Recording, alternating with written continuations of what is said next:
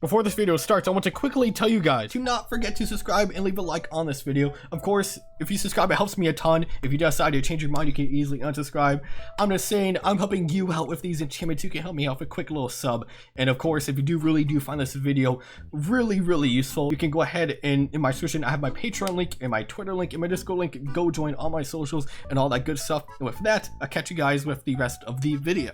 I will also like to say down in the description below, I have timestamps of each and every gear that I talk about. I have them timestamped in the bottom. So if you just want that specific little gear, that specific little, that one, you just want to know what the sword is, you can go ahead. I have the timestamp right down in the description label, so you guys can just click to that, get to that part, and be on a your way, fight off the waste. And if you guys want to make this as quick and easy as possible, but at the same time explaining it to the best of my ability to get my honest and wholehearted opinion. So yeah, with that, I'll catch you guys with the rest of the video.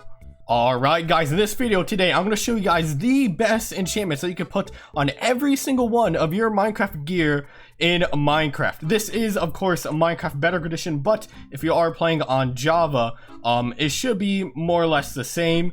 So yeah, why don't we go ahead and jump right into it. Hopefully I can show you guys my thoughts and decisions on making these enchantments and excluding or adding enchantments to and from different pieces of armor. Hopefully I can explain it, and hopefully I can get you guys as much as I can, as well as put in some more gear that I missed out in the previous video that I thought wouldn't be necessary, but decided it was. So I have all pieces of gear. I think there's 18 total. If we come up here in this beautiful little thing I made here, I know I put so much work into this. In this trunk box, I have every piece of gear that you can need. Ignore some inventory, that'll be for later. I have every single gear: hose, crossbows, trident, shields, flint and steel, and shears, if even. Of course, you have the new netherite gear. As when I made this previous video, part 1 of this video, netherite wasn't a thing. It wasn't in the game. So hopefully I can really explain these things better, and of course go over them. Some things will be the same, but a couple things did change. And of course you do want to, for your best gear, best enchantments, you're going to want to get netherite, which of course you could find many of those videos over on YouTube already. Alright, so with that, I just want to say thank you so much for clicking on this video. Make sure to leave a like and subscribe as always, as it really does help out the channel. I really do appreciate it. I help you, you help me, all that good stuff. So as we start, we're going to go ahead to the fishing rod. Pretty standard, you can't go wrong with the fishing rod. All you really need is a breaking 3, luck of the sea 3, lure 3, and mending. And of course, the only way you're going to get mending is from fishing or from villager trading. Of course, mending you cannot find in the enchantment table, as well as frostwalker. So to get mending, it's super rare. You can either get it by fishing, which you might want this rod for, enchanted, or you can get it from villager trading, which is the more industrial way, you could say. So yeah, that's the fishing rod, nothing all too crazy. Now we go here to the shield. Of course, you can enchant a shield, actually. I mean, you don't really have to, but if you want to flex, go ahead. You can put on breaking 3, mending, nothing crazy. No, you cannot put protection on the shield. I got tons of comments. You cannot try it for yourself. It does not work. All right, then we come here to the Flint and Steel. I have no clue why we do want this, but you could enchant it, so I guess I have to put it in. Of course, I'm breaking and mending as well for this one. Same thing for the shears, just I'm breaking and mending. I mean, we have the hoe now that does a lot of the blocks that the shear did. Why would you need shears? But you can enchant it. Here it is. Now we go over in here to the Trident, which is where, I have in this section stuff that kind of varies, or for the most part can be different, but this is what I think is the best for the Trident. Of course, you want on breaking 3, impaling 5, mending, and of course Riptide 3, instead of having loyalty 3 and channeling, which you can get instead of Riptide. Because on a Trident you can put on breaking, impaling, and mending on whatever, but you can only have either Riptide or loyalty. And if loyalty is the only enchantment that you can have channeling as well. Channeling is a big lightning one. And for my reasoning for this is that with Riptide, it's very useful to get around underwater, especially because you don't really have that many, uses of going around underwater. Whereas with what do you want? Loyalty and channeling only happens during thunderstorms, not just rain, thunderstorms. So it's very rare to get lightning, and it's a fun item. Of course, it's super fun, but it's not exactly the most reliable. With Riptide, it can be as long as it's raining. It doesn't matter if it's lightning or anything, as well as it works underwater. And really for loyalty, I mean, why are you gonna throw your Trident when you have a bow? If you guys didn't know, the bow actually does more damage than any Trident you could get with a power 5 bow. It does more damage, so why would you bother using this tool, you know, for projectiles? If you have your bow, I mean, you should be fine. You shouldn't really have to worry. So of course, I mean, I just prefer Riptide because it can be really good to travel underwater as well. When it's raining, and you have your Elytra, you can use Riptide to propel yourself. You don't have to use rockets. You could save a little bit on rockets, which is always nice. But as always, a Trident, I mean, it's not really essential. It's not really all that important. I usually don't even have it on me. This is just what I would prefer or want if I did have it on me. Now we go into the netherite hoe, which I know netherite hoe sounds crazy, but actually the hoe can outbreak a couple of pretty cool blocks. I believe the leaves in the nether on the new nether trees, it works well with, as well as hay bales and some others. You don't really need this, but this is the best for it. Of course, you got Unbreaking 3, Mending 1, and Efficiency 5 for your netherite hoe. And for netherite hoe, I'm not sure if you can put Fortune or Silktouch, but you shouldn't really need to because that's what your pickaxes are going to have. So yeah, I think that's the best for the netherite hoe. Then we come over here to the bow, the most controversial one for this one enchantment that I have listed here. Infinity. Of course, on every bow, you're going to have Unbreaking 3, Flame, Punch 2, Power 5. But for Infinity, it's always the, you know, the decision between Infinity and Mending. And for me, I prefer Infinity. But of course, this is like the most controversial enchantment. You do not need to agree with me. I just feel like, you know, Mending is super cool on a bow, but Infinity is just overwhelmingly better. I mean, if you do have a really good source of arrows and you don't mind multiple stacks of arrows being in your inventory and having to worry about multiple stacks of arrows, of course, go for Mending, as it's going to make your weapon so much easier to repair. But for me, just the fact that I can shoot aimlessly as much as I want with my bow and have infinite arrows, I personally find that a lot better. I mean, I wish I could have both. But for me, I find Infinity is probably the best, especially as a normal player. You most likely will not have access to, you know, a lot of arrows. I don't think that many people do have reliable skeleton farms or mob farms to provide arrows, or even chicken farms and gravel to, you know, get arrows manually. So I just feel like from the easy perspective, Infinity is better. But that is if you don't really have that much gear and you really want to keep this one bow and you don't mind having arrows in your inventory. Of course, go for Mending, but if not, Infinity is the way to go. Then we come over here to the Elytra, of course, the amazing gear that you used to fly around with, and you know, it's just pretty cool. There's nothing crazy you can do with it. All you can really put on it is Unbreaking and Mending. You definitely want to get Mending and Unbreaking on this gear, because like you're gonna be flying around so much, you're definitely not gonna want it to break on you. And if it does break midair, if you have Mending on it, you can go ahead and kill some mobs, mine some ore, I don't know, get XP somewhere wherever you landed, and you can repair your Elytra just from the Mending, and you'll be on and set to go. Now we come here to the Crossbow, which I do want to apologize, because in my previous video I did say that you should put multi-shot on the Crossbow, but you actually do not want a multi-shot on your Crossbow. I did not know it at the time of making that video, which is my bad. But multi-shot you don't really need. It's just something cool. But with piercing, I found out, because you guys told me in the comments, thank you so much, by the way, that you can shoot through shields. So if there's a person, you know, there's a guy, he's right here, he has a shield on him. If you shoot, you know, without piercing, the arrow would normally bounce back at you and it wouldn't do damage to him. But with piercing, it goes straight through the shield, which is infinitely better than having 2 arrows extra off to the side. So my honest apologies, because previous video I did say multi-shot, but I changed my mind because of the information, because you definitely want piercing. You definitely want to penetrate those shields, because those shields are a pain to actually hit people when they have a shield on them. So definitely you want to put piercing on your Crossbow. And of course, as well as piercing, you can't forget to have Unbreaking 3, Mending, and Quick Charge. You cannot have both piercing and multi-shot. It's one or the other. And as I just explained before, piercing does seem to be like the better option here. Alright, and now we come here to the sword, which I think is one of my most controversial opinions and decisions for my enchantments on my sword. For my sword, of course, netherite, all that good stuff, you're going to want Unbreaking 3, Looting 3, Sharpness 5, and Mending. And I got tons of comments. I got tons and tons of comments in the last video about you should put knockback, you should put fire aspect. Fire aspect, you get food, you get cooked food when you're running around. Or if knockback, you can hit away creepers.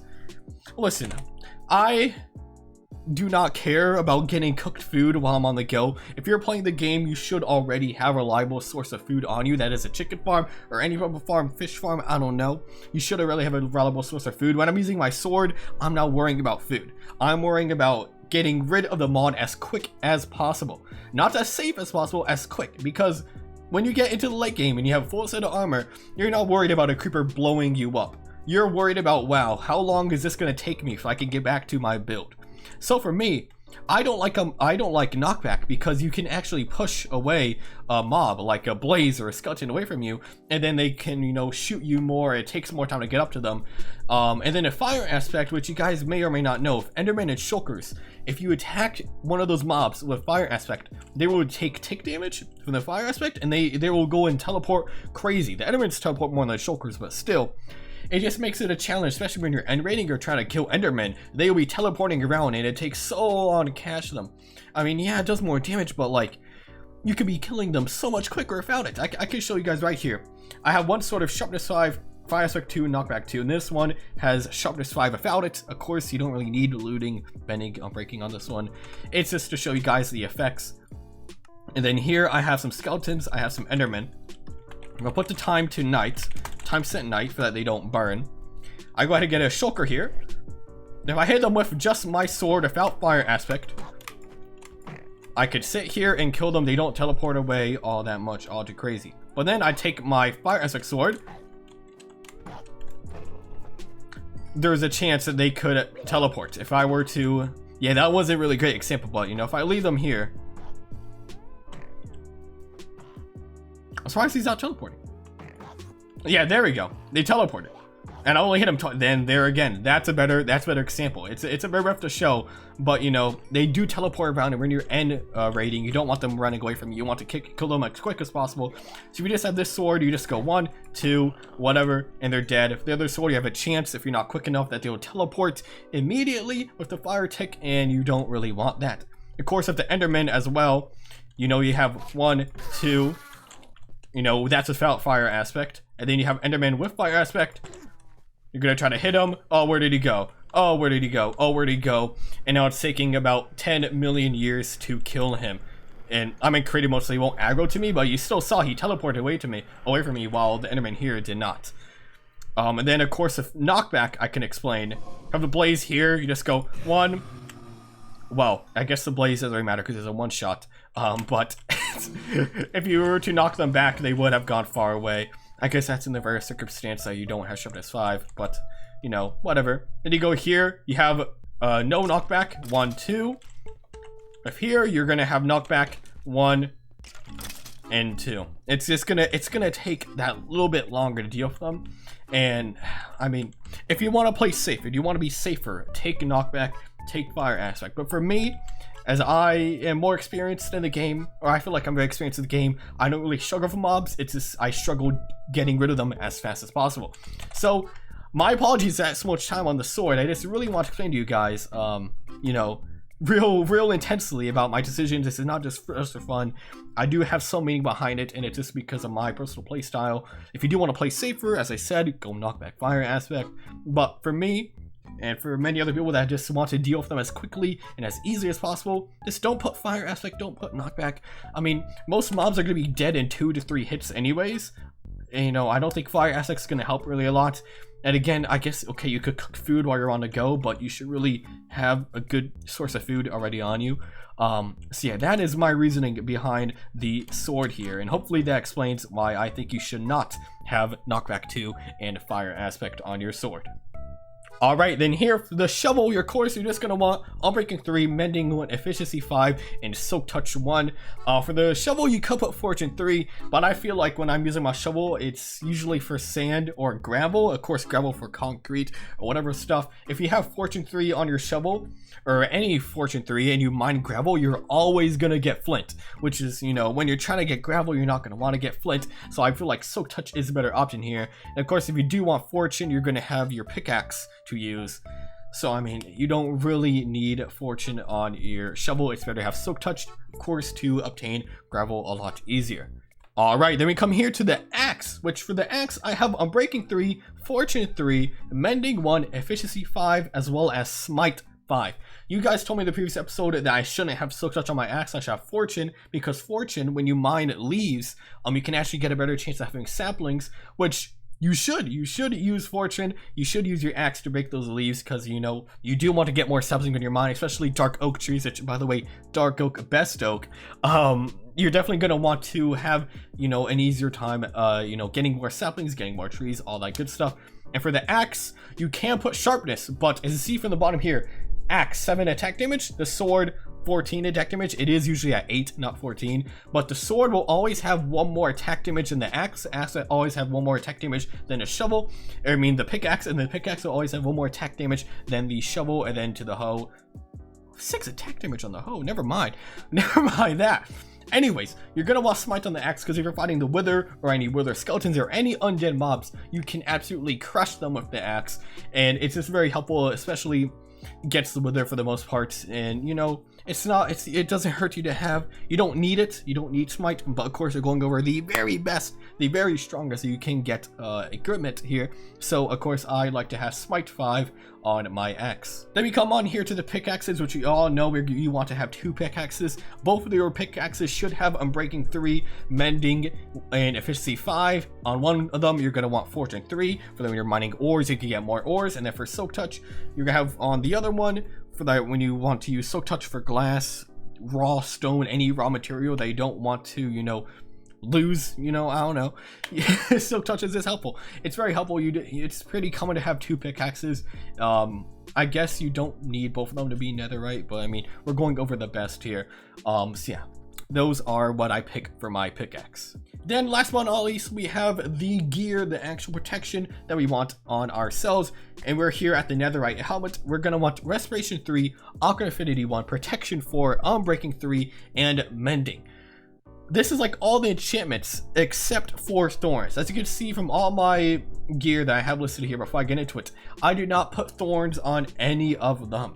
My reason behind that is, if you guys did not know, thorns actually, when thorns is activated or thorns deals damage to another opponent or player or enemy, it actually takes durability off your gear, off your armor. So your armor is going to break quicker with thorns rather than if it didn't have it. In all reality, unless you're in hardcore PvP, you're not really going to need thorns. This video is of course just for, you know, your everyday Minecraft PvE, PvP, both simultaneously. I'm not here focusing on, you know, hardcore PvP or happy super vanilla Minecraft with no mobs. I'm trying to find that in between, and I feel with Protection 4 is more than enough what you need for any PvP. And of course all these other enchantments are very helpful as well, you know, underwater and all that good stuff. So we go here to the netherite chestplate, which is only Protection 4, Unbreaking 3, Mending, of course, no thorns because it reduces durability quicker. And the same thing here for the netherite leggings,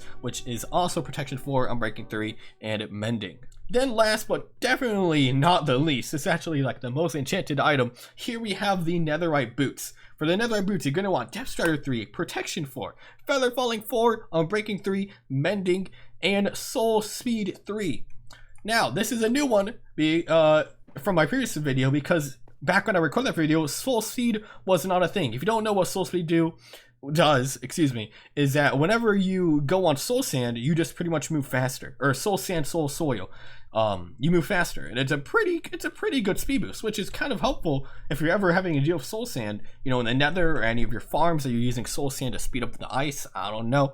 It's just a nice attachment to have. But I will say, if you do not have a reliable and easy source of experience to mend or repair your boots with, I do not think Soul Speed is worth the durability it does. Because if it's Soul Speed, every time you go over Soul Sand or Soul Soil, every time you get that increased movement speed with that enchantment, it deals durability to your boots.